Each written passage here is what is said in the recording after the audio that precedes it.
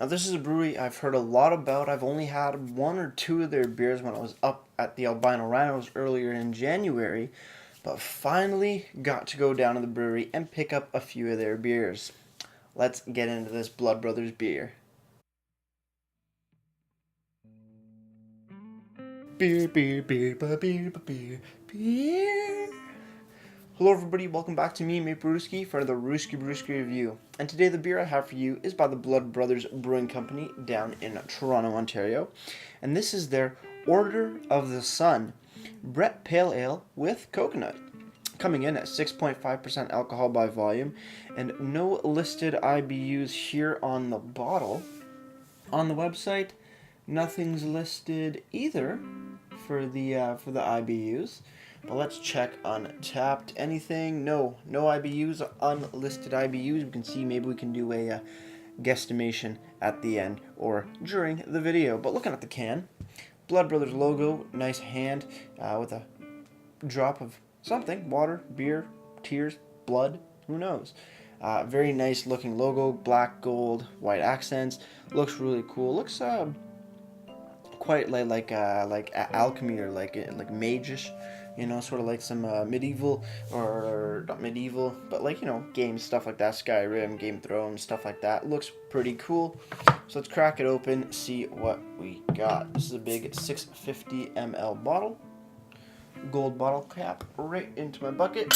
Perfect shot. I'm gonna pour it up into my Muskoka Brewery IPA glass. Nice, decent pour.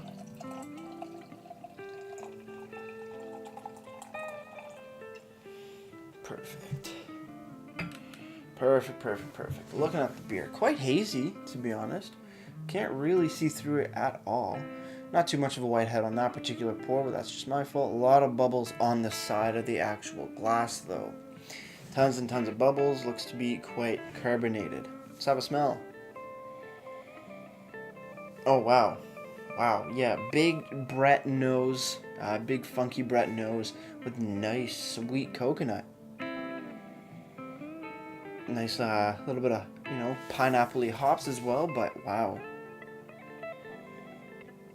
Nice sweet coconut background smell as well. It smells pretty delicious. Let's have a sip.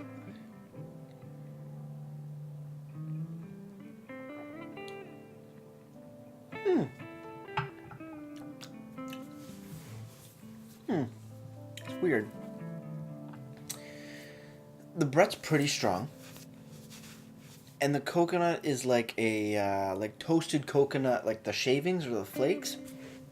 That's sort of what the kind of coconut I'm getting, and that really comes in right after the initial Brett funkiness, and that flavor lingers on your tongue. It's not like a sweet coconut, like candied coconut or like pina colada coconut, stuff like that. It's more of like a shaved, roasted, or toasted coconut flavor, which is actually kind of nice.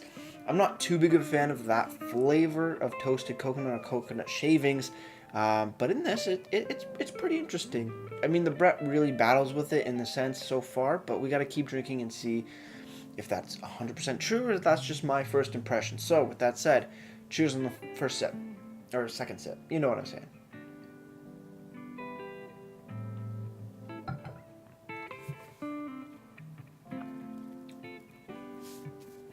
Yeah. It's weird. Like it's really crisp in the beginning and light with the Brett and whatnot and the nice tropical notes. But then you get into that toasted coconut flavor and it changes from being light and crisp into something a bit more bolder and deeper flavor notes, in my opinion. And those two kind of clash in the transition period between the beginning of the sip and then the middle. That's where they clash, and then the end is more just coconut. I don't know if it works for me, kind of thing. I mean, it's definitely a very unique flavor, something I haven't had before. But I'm just not sure if it works for my palate.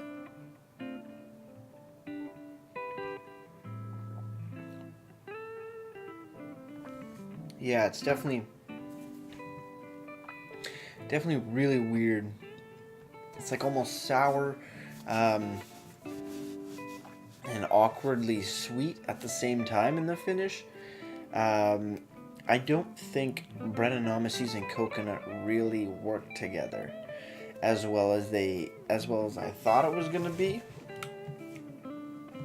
But it's not bad.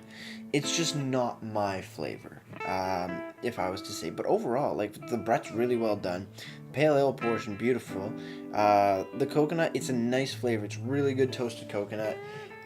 Just for me, they clash and they don't work as well as I would have hoped to, for my palate. But I think they did a pretty good job on the beer itself.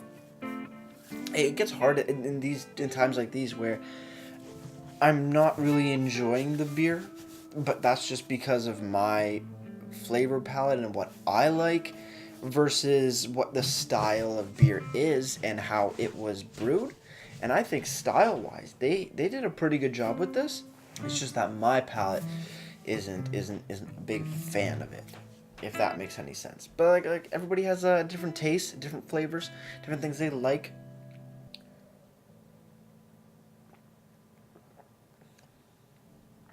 But you know, you kind of get used to it.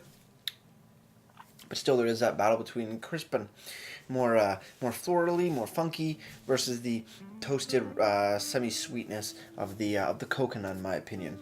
There is that battle there, which kind of makes it more of a I don't know, savory mix rather than like a sweeter beer. Definitely more of, what do they call it?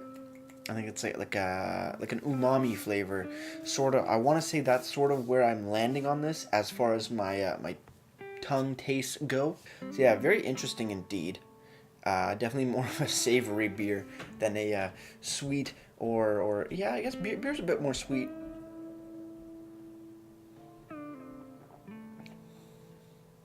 Yeah, definitely more of a savory umami taste bud is really getting hit with this particular brew. Looking on the bottle though, Blood Brothers Brewing, Order of the Sun, Brett Pale Ale with Coconut, 6.5%, 500ml bottle. Sorry, not a 650. 165 Gary Ave, Toronto, Canada. That's all it has to say on here. No IBUs, no description, no brewed on date or best before date listed, which is definitely a bummer. No ingredients, none of that, just the logo you see here. Which is fine, it's a great logo. I would just like to see more information of the beer on the actual bottle. I mean, look, you got a ton of real estate here. Oh, clean bottle. But throw something on, let us know when it was brewed, maybe some ingredients, maybe IBUs, stuff like that. Would be really cool. Maybe for future. Moving over to the website now, bloodbrothersbrewing.com.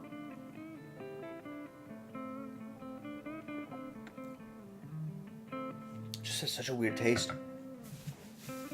Such a weird taste. I don't know how I feel about it yet. Sorry, yeah. Website, bloodbrothersbrewing.com. You go down to their bottle shop bottle shop tab. There we go. And you go down to Order of the Sun, and it says, dry hopped with El Dorado and aged with coconut. Notes of citrus, pineapple, and creamy coconut. Yes, you are right. I get the citrus, I get the pineapple, I get the creamy coconut. Mouthfeel on this is absolutely tremendous. It is creamy, but it also has a little bit of a zing to it with the carbonation in the beginning, but it ends off very creamy, which is absolutely perfect. And the citrus is nice, and the pineapple is nice.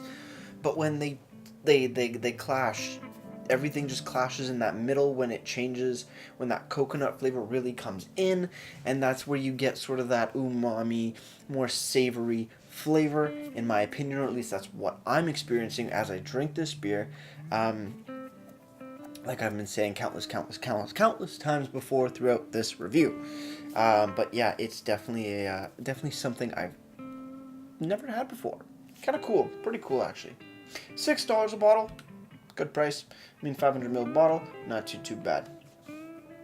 Finally, moving over to Untapped now. I'm gonna have another sip and enjoy it.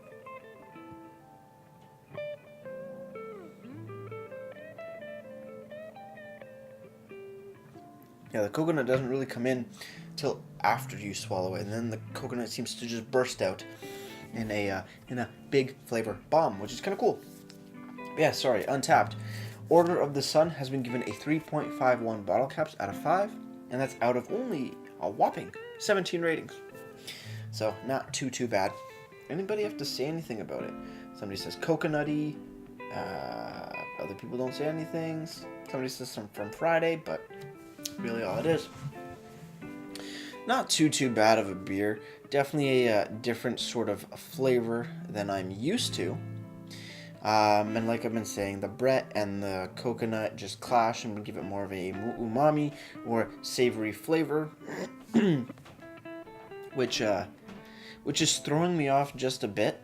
I mean, if they didn't put in Brett and made it more of like just a regular coconut pale ale, I think that would have been definitely a bit more sweeter of a beer. But it's really cool just experimenting with different mixes and matches of ingredients into a beer, and that's exactly what craft beer is. You can mix and match different malts, hops, yeast, additives like flavorings, fruit purees, stuff like that, and really create something out of this world, realistically. And you know what? Shit, if the Sun ordered this, can't really complain. I mean, you yell at the Sun for making something like this, and he's gonna burn you. He's the Sun. You don't fuck with the Sun. I don't know what I'm saying. Let's take one more sip, and then we'll do the final sip, and then we'll get to ratings. But yeah, that mouthfeel. Perfect. All right, final sip. Cheers, everybody.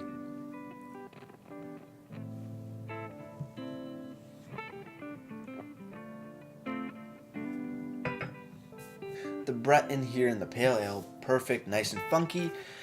Coconut on its own, very well done. Nice toasted coconut shavings, sort of what it reminds me of. Really well done as well. But the two together clash, and they make it that savory umami flavor, like I've been saying, or at least for my personal palate, it's definitely something different. Mouthfeel, though, like I've been saying too, is on point. A little bit light and crisp, and then moving into a very smooth, easy drinking beer in the finish. And wow, it is it's definitely different. That's what I have to say. It's definitely different and definitely a treat. Overall, Order of the Sun has to get me personally. My rating for it is a solid 7.5 out of 10. It's really good. Separately, when you take the flavors that you're tasting and separate them, it's just that middle bit that really throws you off, and I think 7.5 is a pretty good rating for this beer in my opinion. As for presentation, I love the Blood Brothers logos. The colors, the gold and the black is just really badass. The fonts that they use, amazing. My gripe is that there's no IBUs, there's no ingredients, there's no description, there's no best before brewed on date, which is a bummer. Yes, you can get it only at the brewery, but just throw it on. Little tab here for the best before date at least. That's all we need. That's all we would love to see is best before dates. That and well ingredients. Because ingredients, like I say, and like what Redbeard says, is that, you don't put ingredients on. What are you hiding? You're probably not hiding anything, but it's just... we just like to see them. But yes, presentation. Website looks good. There is a little bit of a description, which definitely makes up for a lack of one on the bottle, but still, no IBUs, no ingredients, none of that stuff, but it's not the end of the world. Presentation, just because the logo looks so damn cool, gets also a 7.5 out of 10 for me. Now, before I leave you guys, if you have any comments, questions, or beers I want to review in the future, you can leave all the information down in the comment box below.